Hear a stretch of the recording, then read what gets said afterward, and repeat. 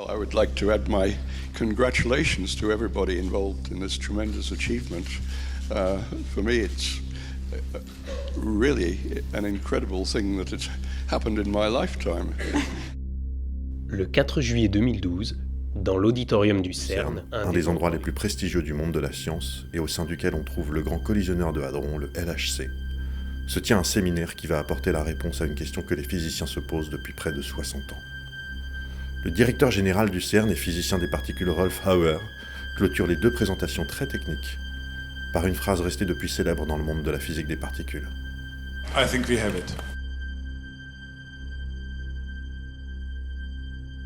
Aujourd'hui, nous allons parler... Ça va, tranquille? Fais comme chez toi, hein, surtout. Non, mais alors, c'est juste que, comme je vais faire une vidéo sur l'histoire de la science, je me suis dit que... Oui, enfin, tu pouvais le faire chez toi aussi, sinon. Alors, est-ce que je peux juste vite fait finir l'intro et après je me casse? Oui, bah, dépêche-toi, parce que j'ai des vidéos à mettre derrière mes sponsors, là. Hein? Oui, dépêche, allez. Alors, allez. aujourd'hui, on va parler... Je sais pas pourquoi je fais ça, comme si c'était un teaser, en plus c'est sur le titre de la vidéo, les gens. Aujourd'hui, les gens, on parle du boson de Higgs. Y penser. Non, mais ça va peut-être aller, maintenant.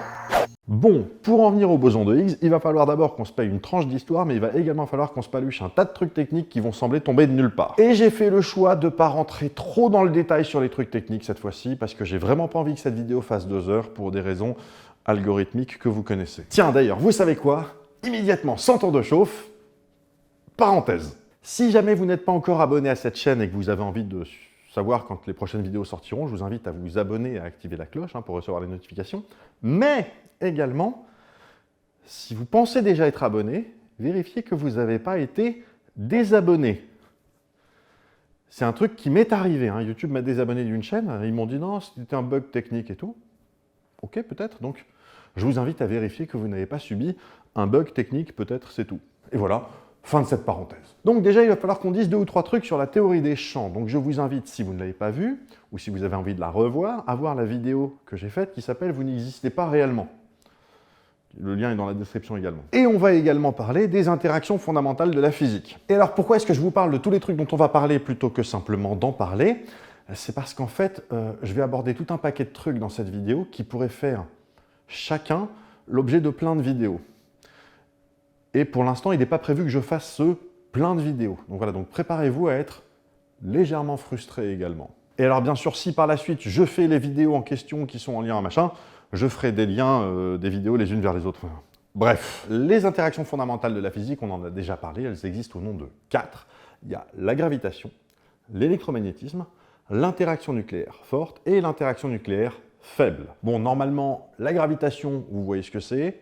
Pareil pour l'électromagnétisme. Et pour ce qui est de l'interaction nucléaire, vous avez donc l'interaction nucléaire faible qui est responsable de la radioactivité bêta, donc de la désintégration de noyaux radioactifs, et l'interaction nucléaire forte qui est celle qui permet à 2 protons de rester collés l'un à l'autre dans le noyau d'un atome. Parce que les protons sont chargés positivement, donc ils se repoussent naturellement, ils se repoussent même fort, mais l'interaction nucléaire forte est plus forte que cette répulsion.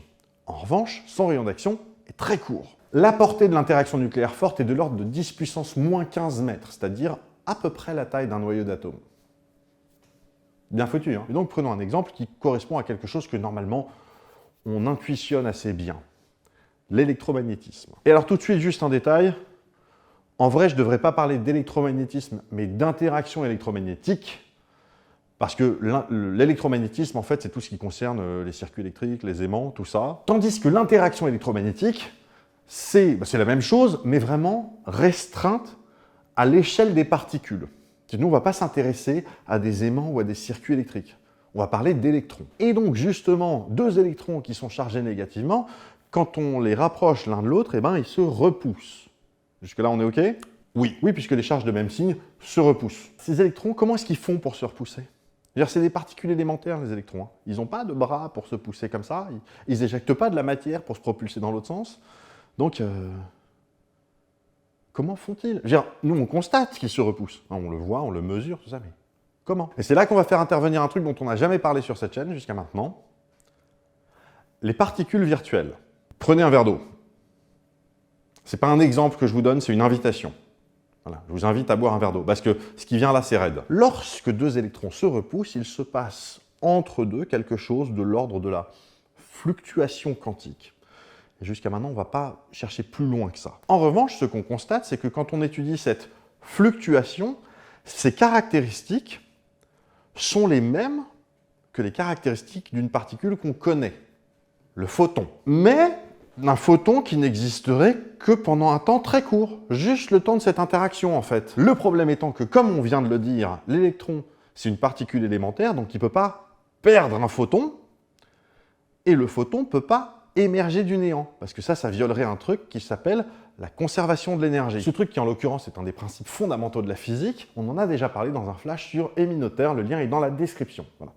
Ce que ça raconte en gros, c'est que l'énergie n'apparaît pas de nulle part, ne disparaît pas, l'énergie totale de l'univers ne varie pas. C'est-à-dire que l'énergie ne peut pas être, l'énergie peut être transférée, elle peut être transformée, l'énergie ne peut être ni créée, ni détruite, ni même renouvelée à proprement parler. Hein. Donc il y en a qui sont un peu tatillons avec la nomenclature, chaque fois qu'ils entendent parler d'énergie renouvelable, ça doit leur faire un petit... Voilà. Donc s'il y a un photon qui se trimballe entre nos deux électrons, normalement, ouais. Bah, tu squattes chez moi, je squatte chez toi. Hein. Donc s'il y a un photon qui se trimballe entre nos deux électrons, normalement, ça viole la conservation de l'énergie. Sauf que le principe d'incertitude de Heisenberg. Et alors je sais que parmi vous, il y en a un paquet qui préférerait qu'on l'appelle le principe d'indétermination de Heisenberg. Je sais. Sauf que, bon, déjà, moi j'en ai rien à foutre de comment on l'appelle. Voilà. Sauf qu'il y a quand même encore beaucoup de gens qui appellent ça le principe d'incertitude de Heisenberg, et il se trouve que dans le cadre dont on parle là aujourd'hui, ce nom n'est pas si mauvais que ça. Et ce principe, le fait est qu'on en a déjà parlé, hein, le lien est dans la description, mais surtout, vous allez me dire, c'est quoi le rapport avec le principe d'incertitude de Heisenberg? Eh ben, parenthèse. Vous connaissez absolument tous la fameuse formule d'Einstein, qui est une des formules les plus célèbres de l'histoire de la physique, E égale mc au carré. Eh bien, cette formule n'est pas complète. Et alors ne me faites pas dire ce que j'ai pas dit. Hein. Je veux dire, Einstein, quand il l'a écrite, et puis les autres gens qui l'avaient écrite avant lui, parce qu'en vrai... quand cette formule a été écrite proprement par des scientifiques, la formule était complète. Hein. C'est juste que la formule qu'on connaît, nous, E égale mc2, en fait, c'est une formule qui n'est valable que pour étudier une particule au repos. C'est-à-dire pas souvent. Oui, parce que quand une particule n'est pas au repos, la vraie formule, c'est E égale mc2 plus quelque chose qu'on ne va pas détailler, mais qui a à voir avec la quantité de mouvement de la particule. Et la quantité de mouvement, on en a déjà parlé dans la vidéo sur comment on ouvre une porte, le lien est dans la description, où justement on disait qu'une bille qui se déplace à 1 mètre à la seconde, c'est pas exactement la même énergie en jeu qu'un Boeing 747 qui se déplace à 1 mètre à la seconde. Et notamment, il ne faut pas tout à fait la même énergie non plus pour les arrêter. Vous vous rappelez? C'était à cette occasion qu'on avait discuté un petit peu aussi de la différence entre la masse telle qu'on l'apprenait au collège, hein, la quantité de matière, la masse intrinsèque d'un corps, et ce qu'on appelle la masse inertielle, qui a plus à voir avec l'énergie qui est nécessaire pour modifier la trajectoire d'un objet. Et on avait vu à cette occasion que la quantité de mouvement d'un objet, c'était sa masse multipliée par sa vitesse. Et là, vous allez me dire, un photon a une masse nulle. Donc sa quantité de mouvement doit être nulle. Mais donc ça signifie aussi que son énergie est nulle. Or, un photon a de l'énergie. Comment se fait-ce? Du coup, et puis c'est là, ça va être un petit peu un premier endroit où on va un peu se frustrer, il existe une autre manière de calculer la quantité de mouvement de particules telles que le photon. La quantité de mouvement d'un photon, c'est la constante de Planck, donc ça c'est une constante, hein, c'est un nombre, multipliée par la fréquence du photon et divisée par la vitesse de la lumière. Alors, c'est une formule qui tombe pas de nulle part, hein, je veux dire, voilà, mais c'est juste qu'on ne rentre pas dans le détail de l'explication. En revanche, ce que cette formule permet de montrer assez simplement, c'est que plus la fréquence du photon va être élevée, plus le photon va être énergétique. Et inversement. Voilà. Voilà, donc même si un photon a une masse nulle, il a une quantité de mouvement, donc de l'énergie, et donc ce dont on parlait est censé violer la conservation de l'énergie. Donc on en revient à Heisenberg. Et on va arriver au deuxième moment de la vidéo où vous allez être un peu frustré, parce que vous allez vous sentir floué, voire carrément arnaqué. Parce que, très manifestement, ce que je vais dire, ça ressemble fortement à de l'arnaque quand on n'est pas spécialiste. Et moi qui ne suis pas spécialiste, je vous le dis, ce truc, ça ressemble à de l'arnaque. Ce que dit le principe d'incertitude de Heisenberg, c'est que pour une particule donnée, on ne peut pas mesurer aussi précisément qu'on le souhaite en même temps sa position et, non pas sa vitesse, mais sa quantité de mouvement. Parce qu'il faut savoir, je l'avais dit déjà dans la vidéo à l'époque, c'était que ce n'est pas juste ces deux informations. Ce que dit le principe d'incertitude de Heisenberg, c'est qu'il existe des paires d'informations qu'on ne peut pas mesurer aussi précisément qu'on le souhaite en même temps. Et ces paires d'informations, ces paires de variables, si vous voulez, on les appelle des variables conjuguées dans le formalisme hamiltonien. Voilà, je name drop ça ici pour que les experts derrière leur écran puissent faire « non mais, je savais ça ». Et il se trouve que parmi ces paires de variables, enfin ces paires d'informations, on trouve également la paire énergie-temps. Précisément ce que dit le principe d'incertitude de Heisenberg, c'est que la multiplication de la variation d'une de ces informations par la variation de l'autre information, ce produit-là est limité par un seuil. C'est pour ça qu'on ne peut pas les mesurer aussi précisément qu'on veut l'un et l'autre en même temps. Ce qui signifie que si l'interaction entre nos deux électrons qui se repoussent est suffisamment courte dans le temps, vraiment très très courte dans le temps, eh bien il peut bien y avoir une variation d'énergie un petit peu qui apparaît, qui disparaît, qu'on n'est pas capable de mesurer, donc on n'est pas certain que ça a eu lieu, donc ça ne viole pas vraiment la conservation de l'énergie, donc on est content. Vous comprenez pourquoi on appelle ça le principe d'incertitude de Heisenberg? Donc on est d'accord que ça pue l'arnaque, cette explication, parce que c'est vraiment, ça revient vraiment à dire « mais attention, tu peux pas créer de l'énergie à partir de nulle part. » Quoi? Moi j'ai créé de l'énergie nulle part? Je suis désolé, je regardais pas. Donc, mais en tout cas, maintenant que je regarde, ça y est pas, donc ça va. Et pourtant, je vous assure, parce qu'on me l'a assuré, hein, je vous assure que si vous vous collez les maths de ce truc-là, ça marche. Et le rapport avec le boson de Higgs, oh putain alors, reste calme, parce qu'on n'y est pas encore. Ce qu'il faut retenir pour l'instant, c'est que l'interaction électromagnétique est portée par un machin qui ressemble à s'y méprendre et en tout point à un photon. Mais pas un photon qui est vraiment là, donc pas un photon réel, un photon virtuel. Alors c'est exactement comme un photon pour tout ce qui concerne les mathématiques du truc, c'est pour ça que ça nous va bien, mais il est virtuel. Maintenant, ce qu'il faut savoir, c'est que pour les 4 interactions, donc la gravitation, l'électromagnétisme, l'interaction nucléaire forte ou l'interaction nucléaire faible, il s'échange nécessairement un truc, une fluctuation, qui permet à l'interaction de s'opérer. Et alors comment est-ce qu'on sait qu'il faut qu'il y ait un truc qui circule, qu'il faut qu'il y ait cette fluctuation? Frustration numéro 3, c'est une conséquence de l'invariance du Lagrangien. Je vous le dis pour que vous puissiez par vous-même chercher une bonne vidéo qui vulgarise bien ce sujet. Oh putain, bonne chance. Toujours est-il que ces machins-là qu'on va, spoiler, à chaque fois présenter comme des particules virtuelles, en fait, c'est des particules qui font partie d'une famille de particules qui s'appelle les bosons. Et je le dis immédiatement, même si on s'en fout, un boson n'est pas nécessairement une particule élémentaire. Mais quand c'est une particule élémentaire, c'est une particule qui véhicule une des 4 interactions fondamentales de la physique. À peu de choses près. Parce qu'un photon pas virtuel, pour le coup, bah c'est quand même un boson, mais c'est un photon pas virtuel. Mais pour ce qui nous concerne pour cet épisode, on ne va pas trop faire de distinction entre la particule virtuelle et la particule pas virtuelle.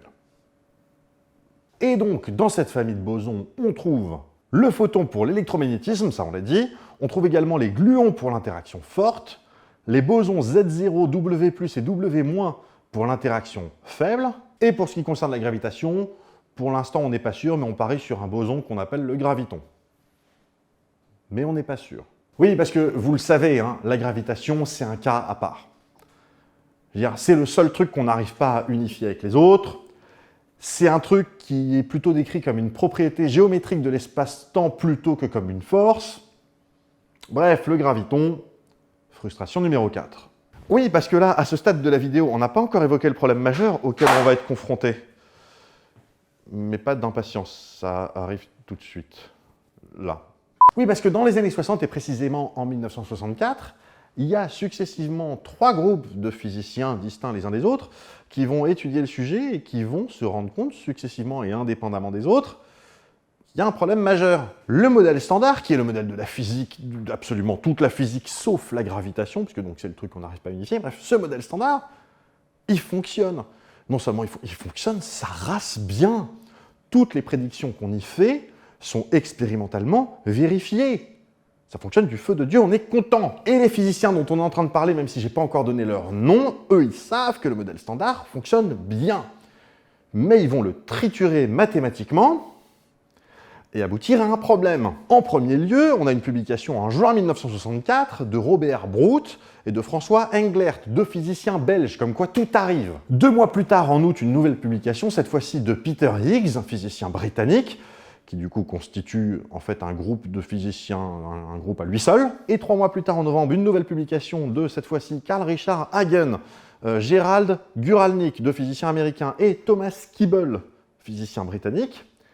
Et ces 3 publications arrivent à la conclusion. Les particules messagères, donc les particules qui véhiculent les interactions fondamentales de la physique, donc les bosons dont on parlait, sont des particules de masse nulle et qui se déplacent à la vitesse de la lumière. Mais c'est pas tout. Ce que leurs équations montrent, c'est que toutes les particules élémentaires ont une masse nulle et se déplacent à la vitesse de la lumière. Oui, toutes. Notamment les électrons.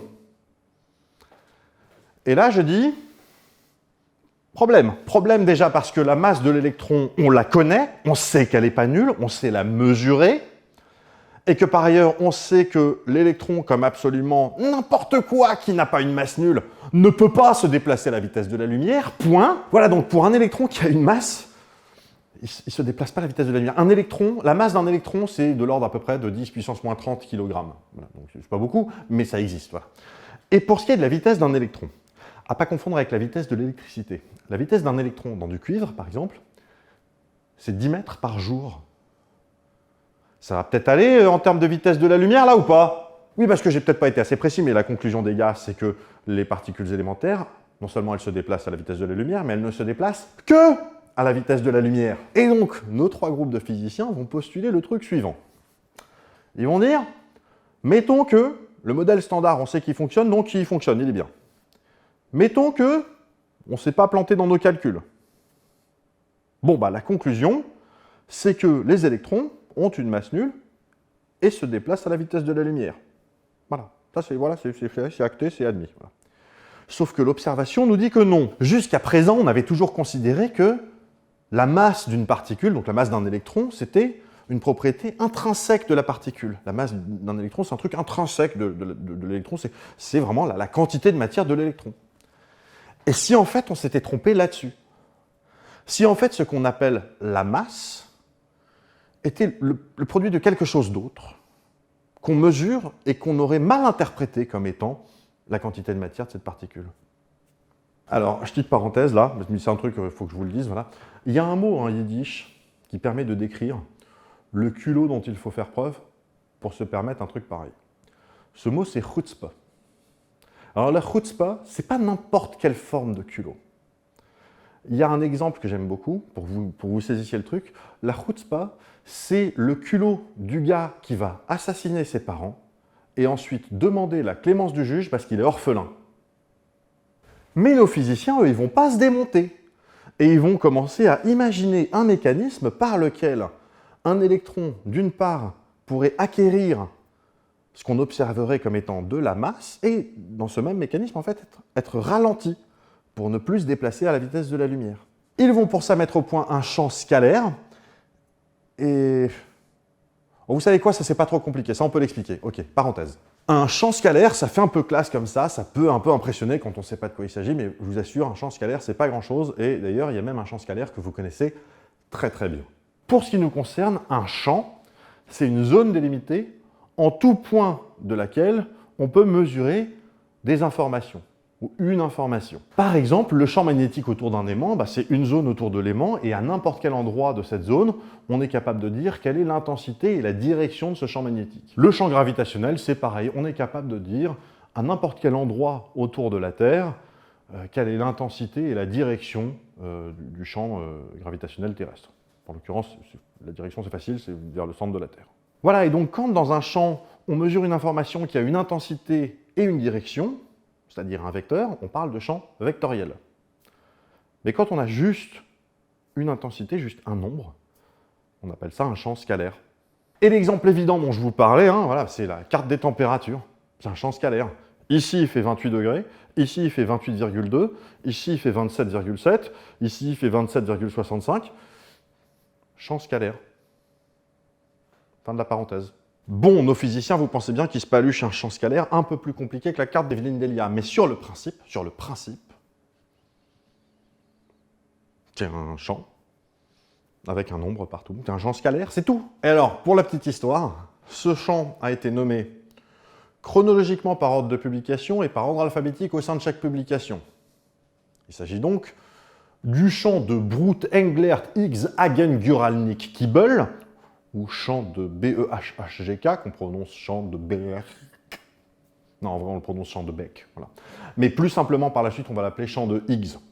Et on va y venir de pourquoi on l'appelle comme ça, vous allez voir, c'est fameux. Mais pour eux, donc, c'est ce champ qui confère une masse aux particules élémentaires qui en ont une, et donc pas à celles qui n'en ont pas, et ça se fait via un boson messager, boson dont on ne sait même pas à ce stade s'il existe. Voilà, donc, on est d'accord, les gars s'appuient sur des équations mathématiques et sur le fait que le modèle standard fonctionne plutôt bien, mais de vous à moi. On est d'accord que pour l'instant, ce que les gars font, c'est quand même pas mal du jazz. Et avant d'expliquer comment tout ça marche, on va prendre juste un petit peu de temps pour parler de Steven Weinberg. Steven Weinberg est un footballeur américain des Redskins de... Non, bien sûr que non, je déconne, c'est un physicien des particules, on parle que de ça, ne soyez pas cons non plus. Steven Weinberg, donc physicien américain, c'est lui qui va unifier l'électromagnétisme et l'interaction nucléaire faible. Il va expliquer comment, en deçà d'un certain seuil d'énergie, ces deux interactions se distinguent l'une de l'autre. Et il va expliquer via le mécanisme de Beck, pourquoi l'électromagnétisme a une portée illimitée, tandis que l'interaction nucléaire faible a une portée ridiculement faible. Ce qui est une rupture de symétrie entre ces deux interactions. Et si vous voulez comprendre ce pourquoi-là, frustration numéro 5. Toujours est-il que Weinberg, lorsqu'il va décrire tout son bordel dans une publication en 1971, il va se gourer dans l'ordre des publications. Il va croire que c'est Peter Higgs qui avait écrit en premier, et donc il va parler de champs, de mécanismes et de bosons de Higgs. Voilà. Y compris dans son discours d'acceptation du Nobel en 1979. Ce qui est d'autant plus cocasse que Peter Higgs lui-même, dans son article de 64, citait déjà Brut et Englert.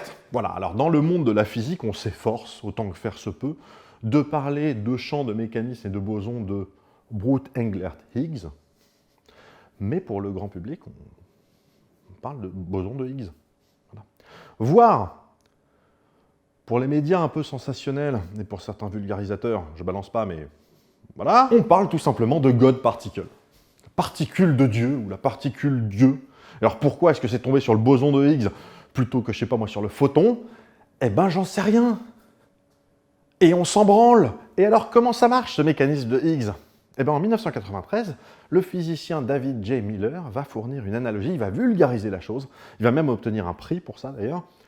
Et ce que je vais faire, moi, simplement, c'est que je vais transposer son analogie dans un monde que vous reconnaîtrez sans doute plus facilement que l'espèce de soirée de l'ambassadeur que lui décrit dans son explication. Imaginez la Japan Expo. Énorme convention parisienne qui réunit tout un tas de fans de mangas, de séries, de youtubeurs et globalement de geeks en tout genre. Donc vous avez un grand hangar qui est rempli de plein de visiteurs. Ça, c'est votre champ de Higgs, c'est votre champ scalaire. Arrive dans ce hangar un nouveau visiteur qui se promène comme tout le monde. Alors, ses déplacements dans le hall d'exposition ne va pour ainsi dire rien changer à la façon dont les gens sont disposés dans la salle. C'est-à-dire, le gars, il va se promener entre les gens librement. Mais maintenant arrive une meuf qui est ultra bien cosplayée. C'est-à-dire que non seulement elle a un cosplay qui déchire, mais en plus, c'est un cosplay d'une série qui est pile à la mode, c'est pile le truc dont on parle et tout. Vous savez que elle, en fait, les gens vont la ralentir pour lui dire hey, on peut prendre une photo, tout ça. Et que si elle se dirige vers la grande scène, qu'on va mettre là, bah, elle va mettre globalement, mettons, je dis n'importe quoi, 5 minutes pour arriver à la grande scène. Là où le visiteur, lui, il l'a traversé en 1 minute. Arrive maintenant Fred de Joueur du Grenier. Mais attention, il faut imaginer donc Fred, qui arrive déjà cosplayé de la tête aux pieds en JDG, donc chemise hawaïenne, bermuda beige, claquettes chaussettes, la totale, mais en plus, il n'a pas un service d'ordre qui ouvre la voie, il est tout seul, il rentre dans la salle et il se dirige vers la grande scène. Vous comprenez bien que lui, il va être arrêté tous les 2 mètres par des gens qui veulent prendre des selfies avec lui, et que donc il finira par rejoindre la grande scène qu'au bout de 20 minutes. Et bien, ce que je viens de décrire là, c'est ça le mécanisme de Higgs. Un photon va traverser le champ de Higgs sans aucune interaction avec ce champ, donc il ne va pas être ralenti ni rien. Et certaines particules vont interagir avec ce champ de plus en plus et être de plus en plus fortement ralenties. C'est ce qui va leur conférer ce qu'on va appeler la masse. Et le boson de Higgs, alors, dans cette analogie, c'est quoi? Pour le boson de Higgs, qui est, donc je le rappelle, un boson messager, ça va être un petit peu différent. Imaginez qu'à l'entrée de la Japan Expo, il y a un gars qui attrape un petit groupe comme ça, qui leur dit « Hey, hey !» Il y a Robert Downey Jr. qui est là, incognito, et il va arriver sur la grande scène pour faire une conférence pour parler d'Iron Man. Cette rumeur, elle va se propager de personne en personne, puis de groupe en groupe, jusqu'à atteindre toute la salle et la grande scène. Eh bien, la vitesse à laquelle cette information va se propager, cette inertie de propagation, si vous voulez, c'est ce qu'on va appeler la masse du boson de Higgs. C'est en quelque sorte, pour reprendre avec l'exemple des 2 électrons qui se repoussaient dans le cas de l'électromagnétisme, donc là, cette vitesse de propagation, c'est un peu la fluctuation qu'on va appeler le boson de Higgs, et donc cette inertie-là, c'est la masse du boson de Higgs, en gros. Dès 1971, après la publication de Weinberg, on va intégrer au modèle standard le champ de Higgs et le boson de Higgs, pas mal quand même, et ça va permettre de prédire puis de valider expérimentalement les masses des bosons Z0, W+, et W- de l'interaction faible, ce qui en soi ne prouve pas que le boson de Higgs existe, mais quand même ça commence à être pas mal. Oui, parce que pour prouver l'existence du... Non mais c'est bon, tu vas pas non plus piller mon frigo! Putain, mais tuez-moi quoi. Oui, parce que pour prouver l'existence du boson de Higgs, il aura fallu creuser un couloir circulaire de 27 km de long sous les Alpes, y installer un premier accélérateur de particules, le LEP, qui balance des électrons contre des positrons, puis un deuxième, le LHC, le Large Hadron Collider, le grand collisionneur de hadrons, qui balance des protons contre des protons. Je rappelle que les protons, tout comme les neutrons, font partie d'une grande famille qui s'appelle les hadrons. Le H de LHC. Et figurez-vous que la durée de vie estimée du boson de Higgs est de l'ordre du 10 millième de milliardième de seconde. Donc il n'y a pas intérêt à cligner des yeux. Mais ils l'ont fait. Le 4 juillet 2012, ils ont annoncé qu'ils l'ont trouvé avec une certitude de 99,99 997%. Et si vous voulez savoir comment est-ce qu'ils ont réussi à calculer avec précision ce degré de confiance, frustration numéro 6. Et il faudra attendre le 15 mars 2013, donc 9 mois plus tard, pour avoir la confirmation, ce coup-ci, de l'existence du boson de Higgs et par voie de conséquence du champ de Higgs. Il y a évidemment plein de trucs incroyables autour de cette découverte. Déjà, imaginez qu'il a fallu d'abord que 60 ans plus tôt, il y a des gars, on ne sait pas ce qu'ils avaient fumé, mais qui se sont imaginés un truc pareil. Puis il a fallu, pendant des années, construire un des trucs les plus complexes que l'humanité ait jamais créé pour prouver que ce machin existait. Mais surtout, ce que ça dit, c'est qu'on a montré qu'un truc aussi essentiel dans nos têtes que la masse d'un objet était porté par un champ. Et ça abonde dans le sens de la théorie des champs, parce que évidemment, une fois que vous avez montré qu'un champ existe, il est beaucoup plus facile d'en trouver d'autres. Voilà, c'est presque fini, il reste encore un tout petit truc, mais j'en profite d'ores et déjà pour vous remercier d'être resté jusqu'ici. Surtout, pensez bien à partager cette vidéo sur vos réseaux sociaux, parce que les suggestions YouTube, comment vous dire que c'est la mort de la joie. Si cette vidéo vous a plu, pouce en l'air. Si elle vous a pas plu, pouce en bas. Si vous avez eu un problème avec le fait que je fasse une collaboration avec AstronoGeek, sachez que je suis désolé que vous viviez avec des préjugés. C'est pas beau, les préjugés. Mais en toute logique, si c'est le cas, ça fait longtemps que vous avez quitté la vidéo, donc voilà. En revanche, si jamais vous ne connaissez pas AstronoGeek, je vous invite, mais ça m'étonnerait, mais si jamais vous ne le connaissez pas, je vous invite à découvrir sa chaîne. Le lien est dans la description, je vous mets le lien ici également aussi. Comment vous dire? Non seulement ces vidéos sont incroyables et excellentes, mais, chose que je pensais impossible, les parties sponsors de ces vidéos sont des œuvres d'art, ce sont des chefs-d'œuvre. Je pense que, c'est-à-dire que si, il faudrait qu'ils négocient parce que ça fait quand même beaucoup de pub après aux marques en question, mais s'ils pouvaient négocier un truc comme ça, je pense qu'il faudrait qu'ils sortent une chaîne avec uniquement ses sponsors. À chaque fois, c'est un On se retrouve évidemment très bientôt pour de nouvelles vidéos et d'ici là, restez curieux. Mais attends 2 secondes, t'as dit que c'était presque fini, qu'il restait un truc, non? Ah oui, il reste effectivement encore une frustration, la frustration numéro 8. Le fait que tu dis pas la phrase? Ah non, non, non, non, un vrai truc, hein. Donc on a vu dans cette vidéo que le mécanisme de Higgs était ce qui conférait aux particules élémentaires leur masse. Oui. Eh bien, ce champ de Higgs, ce mécanisme de Higgs et ce boson de Higgs n'explique que 1% de la masse des protons et des neutrons. Allez, salut. Et prenez le temps d'y penser. À la revoyure. Celui-là, il va être compliqué. Il va falloir que je me morde la langue, là. Ok. Et prenez le temps d'y penser.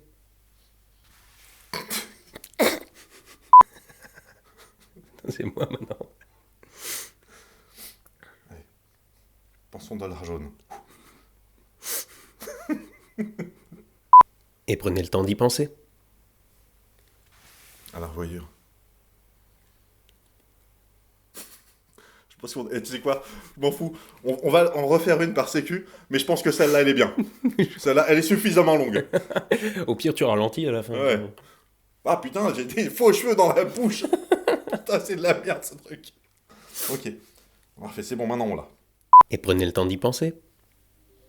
À la revoyure.